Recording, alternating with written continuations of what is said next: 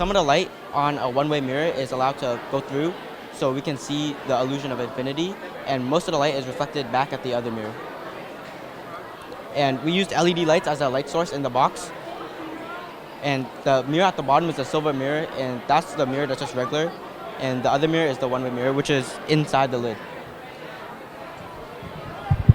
So we were successful in constructing this model, though we have stumbled upon some mistakes.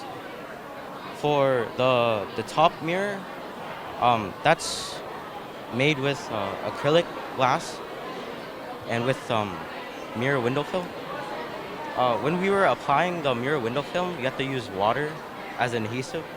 But when we were using a squeegee, it couldn't remove all the water, making some bubbles there, making some water bubbles, making it blurry. The mirror at the bottom, that's placed at the bottom, the regular mirror, it wasn't placed exactly in the center, but it's slanted to the side. Overall, it makes the view curve.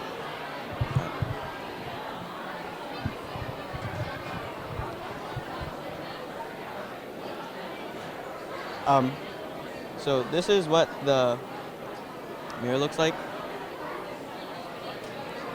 We used LED lights so we can also change the color.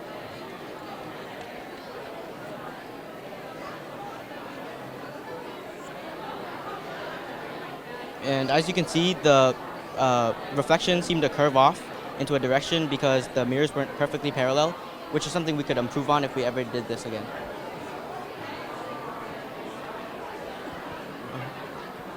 So we have a breakdown.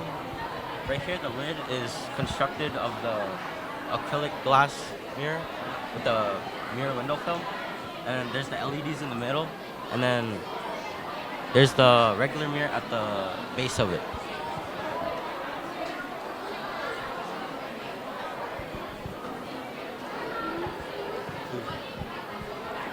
So what we concluded from this was that our prototype was successful with a few minor mistakes, which just included the reflections not being perfect and blurry. But overall, some improvements we can make is applying the window mirror film onto the acrylic disc, using more pressure from using a squeegee, and also putting the bottom mirror in more precise so that both the mirrors are parallel with each other. And also, when we cut the lid, the cut wasn't precise, so also the top mirror is a little slanted, which also causes the curving. My project is to use electrolysis to split water and use the hydrogen as the future's natural fuel because it produces net zero carbon emissions. And then I'm using oxygen as, since it's pure oxygen, I'm using it to send to steel manufacturers or hospitals for you to use.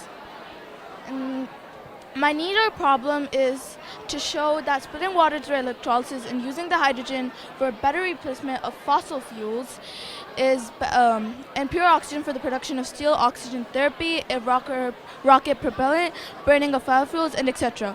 Comprehensively, this project focuses on a more viable technique or strategy to produce clean energy by using electrolysis. This is a very simple project to show because I was able to complete this project using readily available materials such as two pencils sharpened from the both sides, 2 rubber bands, 3 paper clips, and a 6-volt battery connector. Now what I'm doing is I mixed baking soda with water for the ratio of 1 cup to 3 tablespoons of baking soda.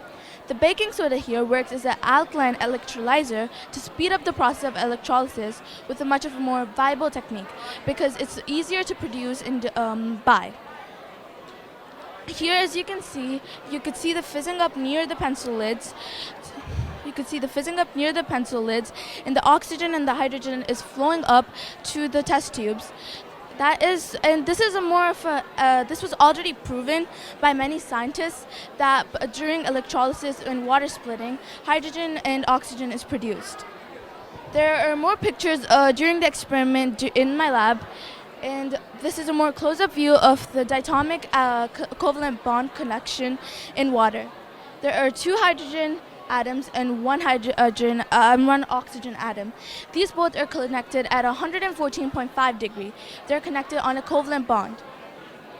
However, the Department of Energy of America is also working on this project. They still haven't made this possible because of the space technology that is not affordable.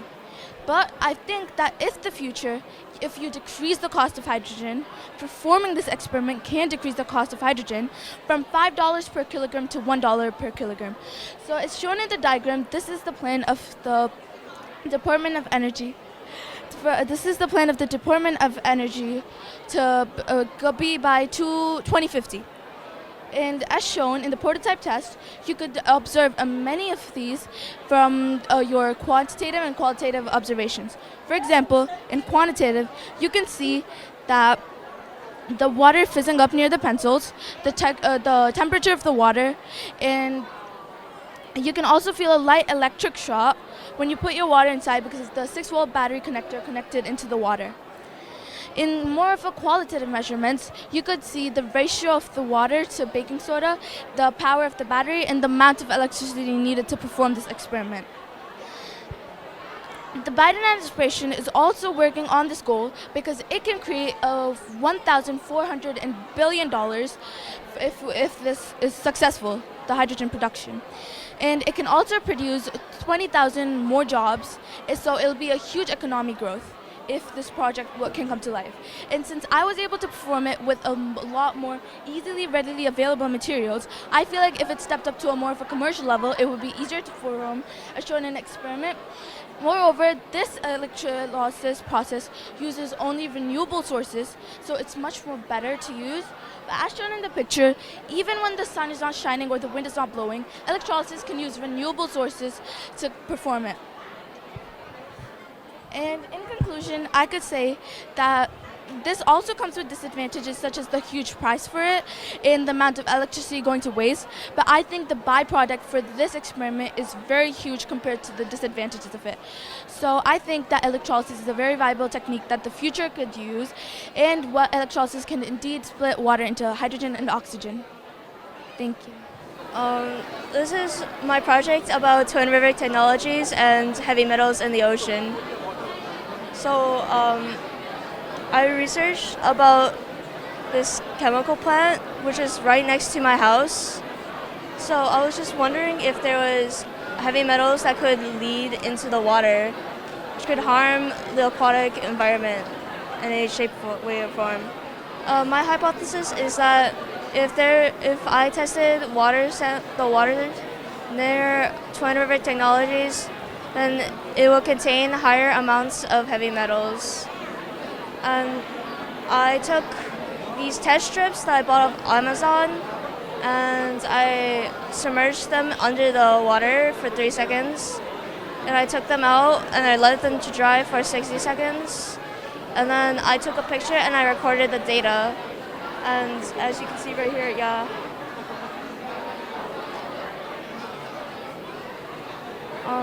I found that the Avalon Beach had a higher amount of lead, copper, and bromine of all sites. Lead was also somewhere between 0 and 20, which I would conclude as 10 parts per million. Some things that I would improve upon this would be that I will get more trials, different sites, and different sort of way to get those pictures, and a different testing kit as well. So we did a project about how does a powered balloon car work. So the need for building the balloon car is to understand Newton's third law of motion. And he said that for every action, there's an equal and an opposite reaction. This experiment also helps to understand the energy conversion. It means like potential energy to kinetic energy. And my friend Kevin is going to tell you about the background information. Newton's third law is concerned with forces acting in pairs. Those forces result from interactions between two objects. For every action force, there is a reaction force. Every action has an equal and opposite reaction. If you are sitting up against a wall, you are exerting a force on that wall. What if the wall were not exerting the same back at you? You would fall over. So basically, the materials that we used to build the balloon car is 4 bottle caps, cardboard, straws, balloon, scissor, tape, wooden skewers, and ruler. So the prototype design, so the plan was to build the balloon car with a bottle, but when we tested out, it went slower because the bottle contains more mass. So we thought, okay, this is not gonna work. Let's test it out with cardboard because cardboard is lighter than the bottle, so it works. It moves faster and it gives it like a perfect like car look. And also the prototype test is like how the instructions had how we built the bottle car, and also the same thing with the prototype design. The instructions how we built the cardboard. So in conclusion, we proved that there's an actual working balloon car with Newton's third law of motion and energy conversion. So I'm going to demonstrate you guys how this balloon car works.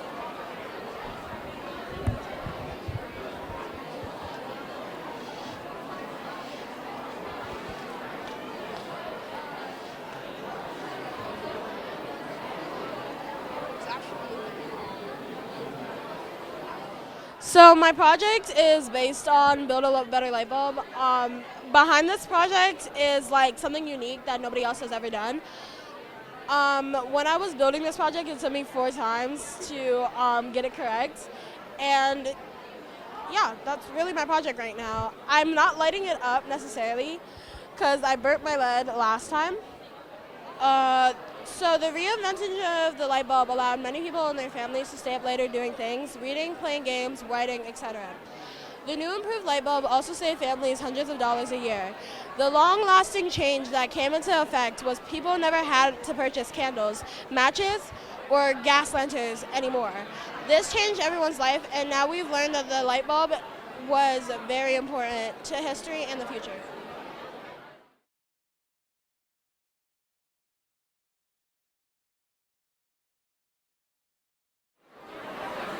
Alright, so basically, my project is which water brand is better for the body, and my hypothesis is if the water is more expensive, then the water will have a higher pH. So I have my purpose, which is to find the best water that is like the best for humans to drink, and I have background information. One of them is the normal pH level that a human should drink is around 7.5 to 7.35 to 7.45. I got my procedure here, which is to get any of the water bottles, put 1.7 oz of the water into the cup, and the pH drops, add 3 drops into the water that's being tested. After that, I would stir it and wait for the colors to be appeared. And then I check on a chart to see if it's acidic, neutral, or alkaline. And then I repeat the steps for other bottles. And my materials is essential water, Poland Springs water, Wellesley Farms water, Dasani, Fiji water, 1.7 oz of each water, a cup, and pH drops. And I got my conclusion here. It basically says explains how if my hypothesis was supported, which it was. I got my data and observations here. And Fiji water had a pH level of 8. Essential water had a pH level of 8. Poland Springs had a 6. Wellesley Farms water had a 4, and the Dasani had a 4. So basically, if it's over a 7, it's alkaline water, so it's healthy. And if it's acidic, it's unhealthy. And if it's neutral, it's in the middle. So that's it. This is the heart. This is the inside of the heart, and then this is what the heart looks like, and it's labeled. This is the circulatory system, and so I chose this project because the heart is the most important organ of your body, and the size of it is like as a fist, and also because since it's the most important organ of your body, you have to take real good care of it and maintain a healthy diet. And for the people that drink alcohol, they need to like drink moderated, and yeah, and these are the conditions that affect most the human heart, which is the first one is the heart attacks, and the most one that I've heard of is heart attacks. And that's all. Welcome to Gamers with Their Man, and it's about the stereotypes of gamers and to see if they're true. So our hypothesis was if 8th grade students are given a questionnaire about the aspects of gamers, then they will stereotype the qualities and aspects of gamers. For our STEM Fair project, our materials are 38 volunteers, 40 computers, 1 trifle board, 10 writing utensils, and 10 papers. So for some background information, gamer is a label often applied to a person who plays a lot of video games. But like most labels, it also comes with several other assumptions about the people who fall into the category. The assumptions can be about physical traits, behavior patterns, or their personalities. All traits associated with the label is called a stereotype. So designing a survey is meant to obtain good data through the survey to develop a good survey questionnaire. Purpose of the survey, independent variable, pictures of gamers right here. Dependent variable is results of the survey and if there is a stereotype. The purpose of this experiment is to see results on why people stereotype gamers. Procedure, decide whether they're going to ask a non-structured question or a structured question. Aim of survey 1 is to discover what a stereotype of a gamer is. Write questions that address aspects of gamers, stereotype that you are interested in. Exploring personal details like age, gender, employment, physical description, hairstyle choice, body build, social description, types of number of friends, hobbies, gaming details, games they like to play, and average game time they play. Aim 2 of the survey is to find out how people self-identify as gamers, describing themselves in relationship to the same questions. Should be a personal question that address the same aspect of gamers, stereotypes that you acquire in survey 1.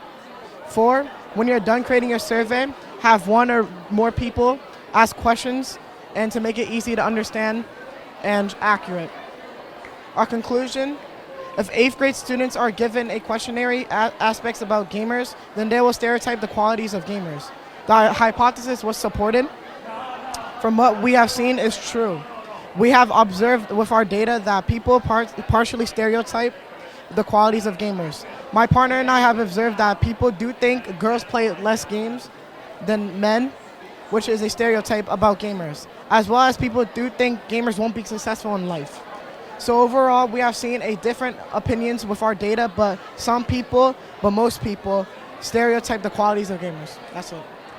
Hi, my name is Lydia, and I'll be talking about whether cheap or expensive ice creams will have more air. So first I get the volume of the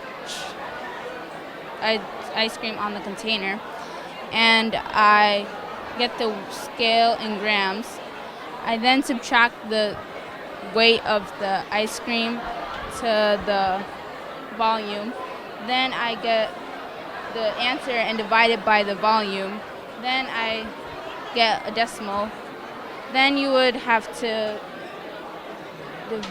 take the decimal and round it to the nearest hundredth. Then that would be your percentage.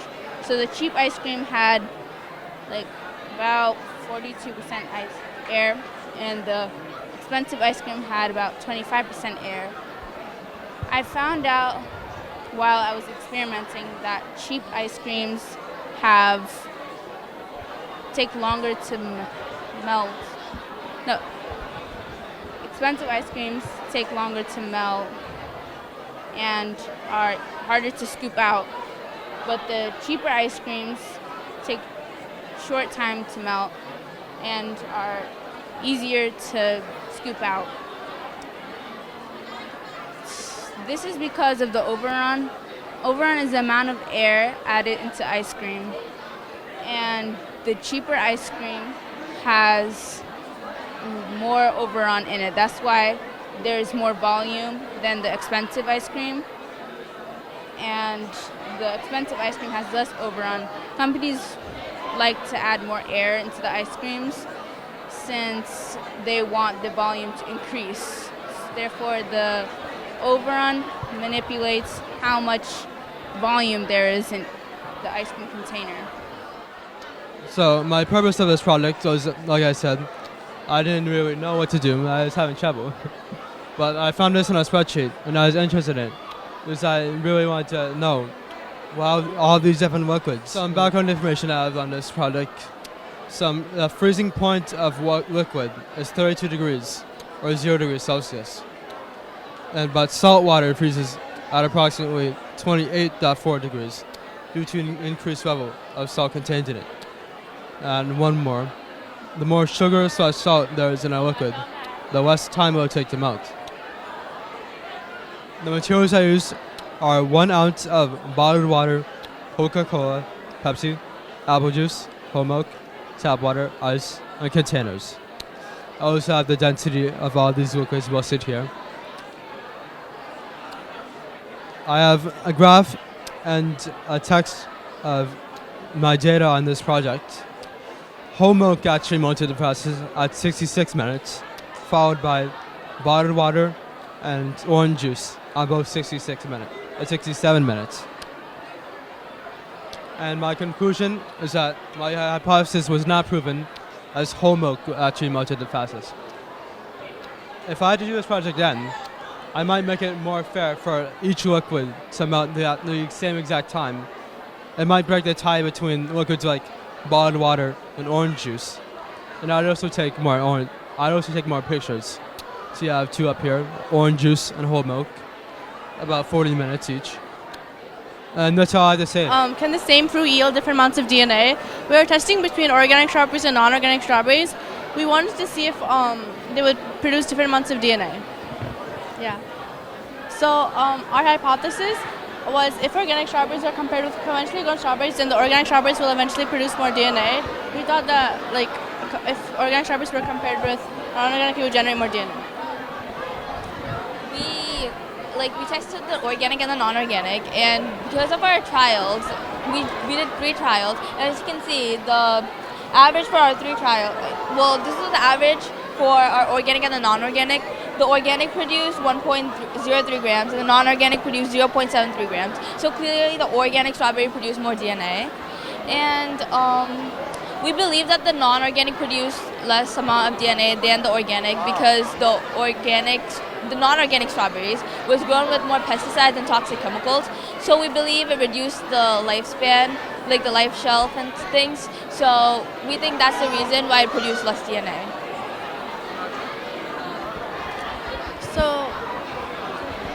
So we extracted DNA by having multiple steps. We first crushed the strawberries into a plastic bag. Then we made a DNA extraction liquid. And the DNA extraction liquid with 2 teaspoons of detergent, 1 teaspoon of salt, and 1/2 cup of water. If you mix all of that, it becomes like a DNA extraction liquid.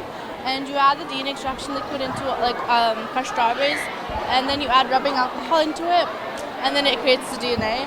And we measured that these are the DNA of organic strawberries and non-organic strawberries. When we measured the DNA, these were our results. So our hypothesis was that if 6 tablespoons of salt are added to a beaker of water containing a brown egg and a white egg, then both eggs will either float or be buoyant. So the purpose of this project was to see how much salt can make an egg float and be buoyant, and also to learn why salt can make an egg float. Some of our background information is that we used 2 different eggs, a white one and a brown one. And if we put it in, why do eggs not float in fresh water but salt water? And that is because the density of the fresh water is 997 kilograms, which is lower than the egg's density, which is 1.023. And to make an egg dense, you have to add salt. And salt is actually a mineral composed primarily of sodium chloride. Also, if you add enough salt to the water, the density will be higher than the egg's density, which will then make the egg float. Our observation was we added 6 tablespoons of salt all at once into the beaker to make both the white egg and brown egg to float. It actually took 3 tablespoons of salt to make a white egg to float and 4 to make a brown one. Like if you would put one by one and stir it. And our conclusion was kind of supportive. It did take 6 tablespoons to make the egg float, but it also took 3 tablespoons to make the white egg float and 4 to make the brown egg float. So this is our topic for today, orange juice versus sports drinks. Our hypothesis is if orange juice and sports drinks are tested for electrolyte content, then orange juice will have greater electrolyte content. You do this one. So the purpose of this project is to see which has more electrolytes, sports drinks or orange juice. We have our independent variable is orange juice and sports drinks, while our dependent variable is electrolyte content. Yeah. So these are the materials we used.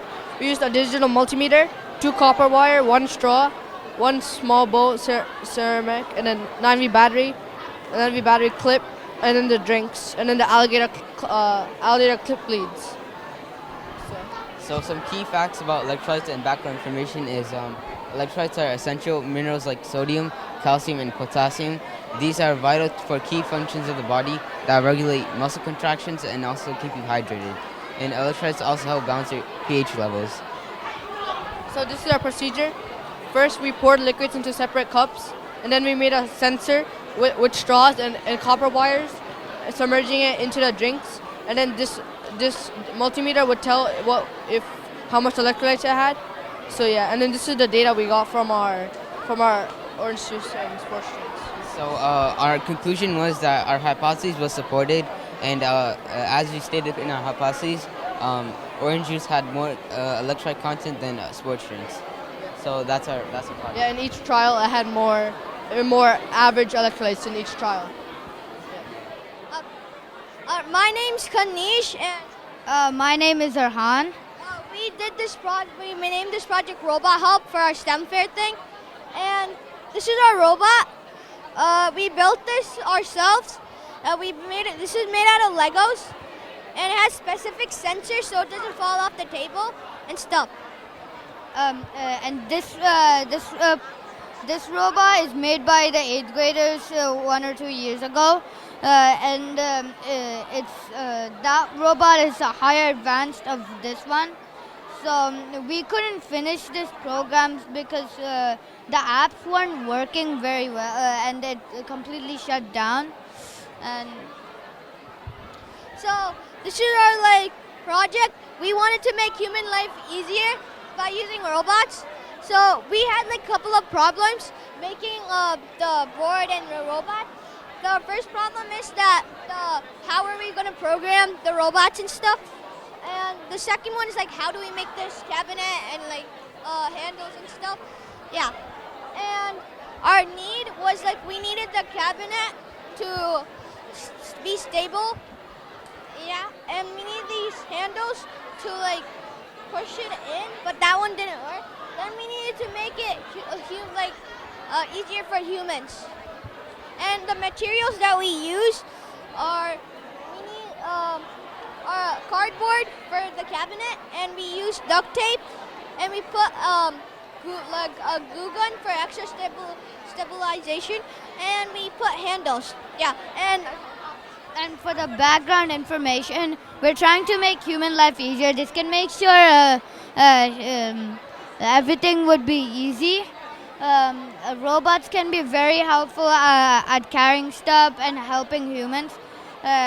And they can also go on dangerous missions, going on a volcano or going undersea to uncover species.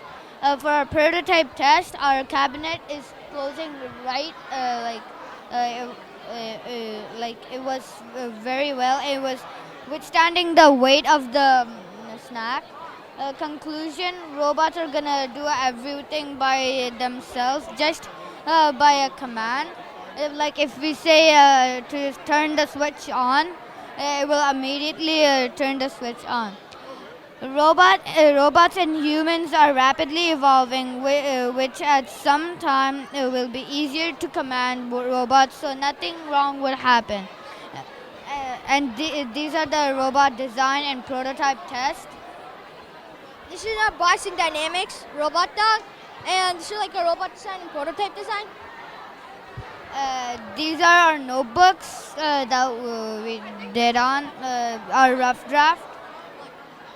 So here's like our question page, our need and problem, our background research, our materials, and our prototype design, our sketch. So that's it.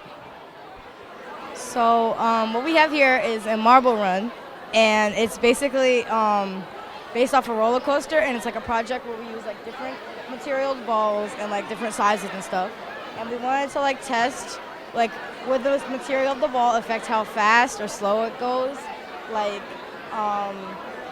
say this one for example, it's a foam basketball, and it's actually pretty fast, but sometimes it would get stuck, which is one of the problems. But when you do that, it goes down very fast. And the hypothesis, Christina's gonna explain. So the reason why so the hypothesis is, would this hypothetically help make a roller coaster? Because a roller coaster needs two things, safety and fun. So to do that, you need to know what material will work best and which one will go the fastest. So that's basically what we did. Which one would go fastest, which one would go slowest, which one would like goes more steadiest, basically that. So we had a couple problems with this, like I explained before. Some of them would get stuck. So this one was like, it was pretty decent, but it wasn't the same. This one was the smoothest because I guess it's heavier, and it would go. Sometimes they would get stuck, but it would go the smoothest and sometimes the fastest.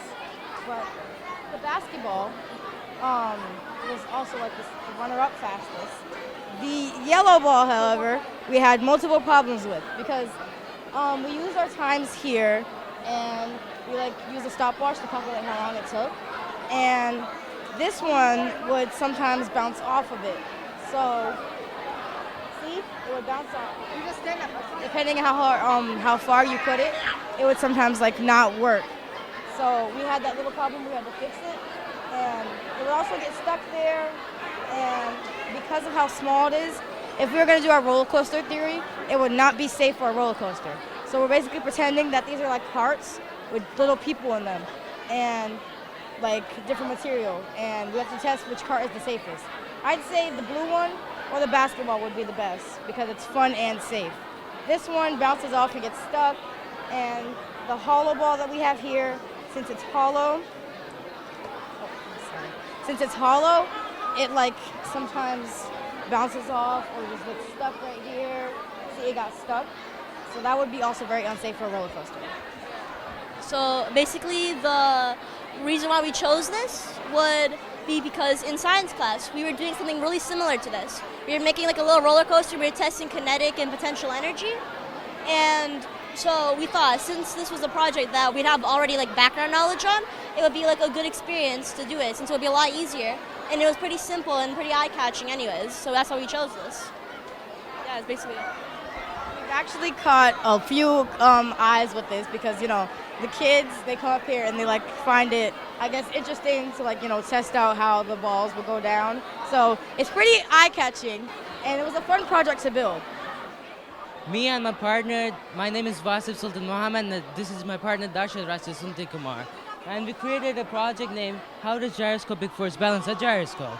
We made this project to explain students how the gyroscopic force works. Because most of the people who are asked if the new gyroscopic force was, all of them said they didn't know what it was. So we decided to make it to explain students how the gyroscopic force works. We also created a gyroscope to explain the students how the gyroscopic force works. Unfortunately, we don't have the gyroscope with us right now.